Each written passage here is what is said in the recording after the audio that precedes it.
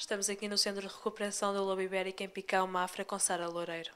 Então o centro abriu em 87 e o que acontecia nessa altura é que havia muitos lobos que eram encontrados em armadilhas e em casas de pessoas e não havia nenhum destino para esses animais depois de serem recolhidos. Então os fundadores do Grupo Lobo decidiram iniciar este projeto com o destino de abrigar lobos que já não podem viver em liberdade. Portanto, os lobos que vêm aqui para o centro são animais que caíram em armadilhas, já tivemos lobos com 3 patas ou com falta de dedos, animais que são encontrados em cativeiro ilegal, porque apesar de ser proibido ainda aparecem lobos que são encontrados em casas de pessoas, tanto em Portugal como em Espanha, e são animais que chegam em muito más condições.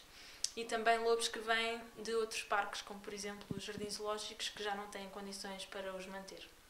Aqui ficámos a conhecer melhor as principais características que distinguem o lobo ibérico. O lobo ibérico é uma subespécie de lobo cinzento, portanto as suas cores são as indicadas para se camuflar na vegetação que existe nesta região da Península Ibérica, uma mistura de amarelo, castanho, cinzento, preto e branco.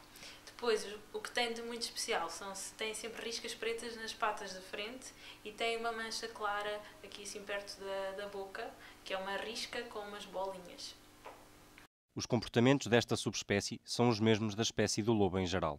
O lobo vive em alcateia, que é uma unidade familiar, ok? Toda a sua vida é um trabalho de grupo, fazem tudo em grupo, desde as caçadas, a tomar conta das crias, a ir beber, decidir os locais onde dormem, etc. A época de reprodução é entre fevereiro e março, é quando as lobas têm o cio, têm 2 meses de período de gestação e depois as crias nascem entre maio e junho. E a rotina deles baseia-se um bocadinho nesta dinâmica de quando têm crias e quando não têm e em que fase de vida é que estão as crias. Por exemplo, no primeiro mês as crias ficam o tempo todo dentro da toca com a mãe, é o pai que leva a carne à mãe. Depois, ao fim de um mês e meio, as crias começam a sair, a explorar o seu território e por volta de outubro já começam a acompanhar os pais e os irmãos mais velhos nas caçadas. O lobo em Portugal vive apenas a norte do Rio Douro, principalmente nas zonas da Peneda Gerês, Vila Real e Montezinho, e tem uma população muito pequenina a sul do Rio Douro, na zona de Viseu, Trancoso, Moimenta da Beira, por aí. Depois vivem também no norte de Espanha, portanto eles não vivem só, o lobo ibérico não vive só em Portugal. No entanto, esta é uma área de residência muito reduzida quando comparada com o que se verificava há 100 anos, quando ocupavam quase toda a Península Ibérica. São vários motivos. Falta de espaço, nós há 100 anos éramos muito menos, portanto havia menos casas, linhas ferroviárias, barragens, parques eólicos, etc.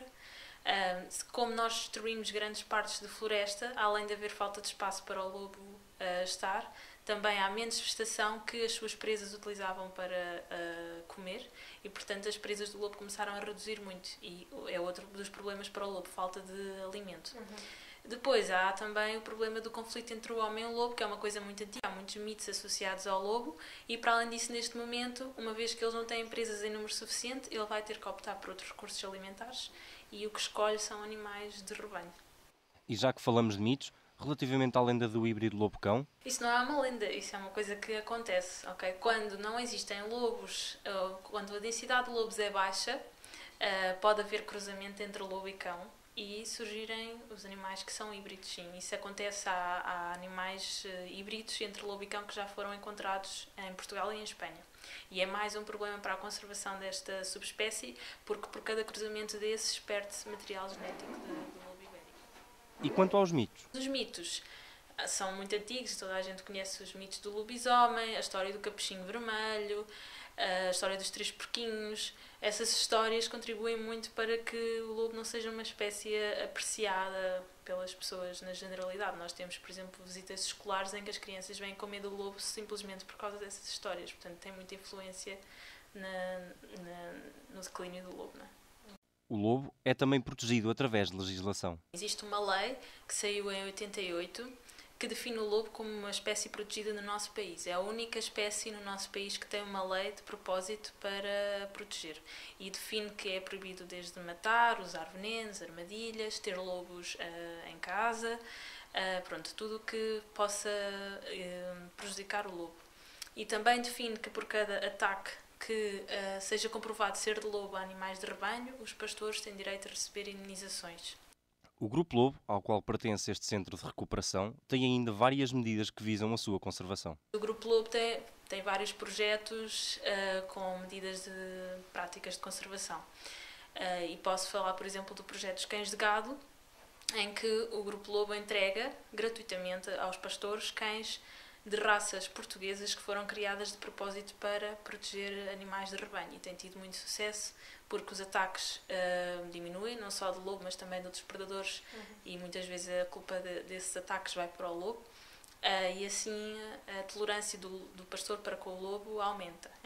Sara Loureiro ressalva ainda a importância do centro. Num projeto que é único no nosso país, porque não existe nenhum outro parque no nosso país com as condições que nós temos aqui para os animais, em termos de bem-estar animal. Depois, acho que é muito importante porque estes animais têm um papel muito importante na conservação daqueles que vivem em liberdade, uma vez que são úteis na educação ambiental que é necessário para preservar o lobo ibérico. Para preservar o nosso lobo, é necessário haver uma mudança de mentalidades por parte das pessoas para que fiquem mais sensíveis e compreendam a importância do lobo nos nossos ecossistemas. E quando as pessoas vêm cá e veem como é que ele se comporta, como é que ele é, a sua verdadeira essência, saem de cá mais sensíveis para esta temática. Apesar de uma ação tão diversificada, os recursos humanos escasseiam.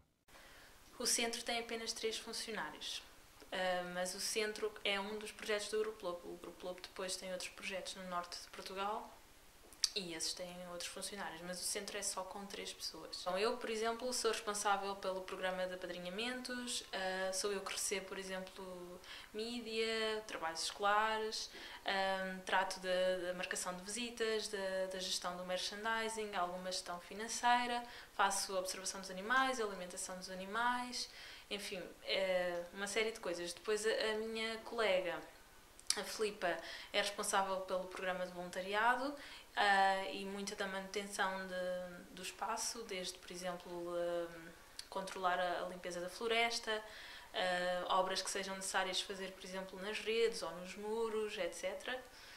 E depois temos o Sr. Virgílio, que é um técnico florestal e que, apesar de principalmente trabalhar com a limpeza e a gestão florestal do nosso espaço, faz uma série de outras coisas, desde arranjos das casas, às vezes arranjos dos veículos, enfim, uma série de coisas. Neste momento, o centro alberga 10 lobos, distribuídos pelos vários cercados. Cercados são 5 cercados na zona de visitas, e depois temos uma zona de quarentena onde tem alguns cercados mais pequenos. Temos um cercado com 2, mais um em que está uma loba sozinha, temos um com 3 lobas, outro com 2 lobas, e depois em quarentena estão 2 lobos isolados. Os 2 vieram de cativeiro legal, um deles já está totalmente recuperado e irá para os cercados visitáveis muito em breve. O outro lobo veio de cativeiro ilegal, mas de condições mesmo muito, muito más, e tem stress pós-traumático. Portanto, ele ficou traumatizado pela experiência que passou, nunca recuperou o comportamento normal de um lobo, apesar de estar cá já há quase 8 anos. E sempre que surgem pessoas novas que ele não conhece, fica muito, muito estressado. Portanto, ir para o cercado visitável, sempre com a presença de visitantes, apesar de termos um número reduzido de visitantes, seria pior para o bem-estar dele. Apesar de todas as condições apresentadas, o centro funciona de forma independente. Não há qualquer apoio estatal nem do município para manter este projeto. Então como é que conseguem sobreviver? Vivemos só com a receita das visitas, com a venda do nosso merchandising, com o programa de apadrinhamentos e com donativos que empresas e particulares vão fazendo. Portanto, é muito difícil gerir o projeto desta forma.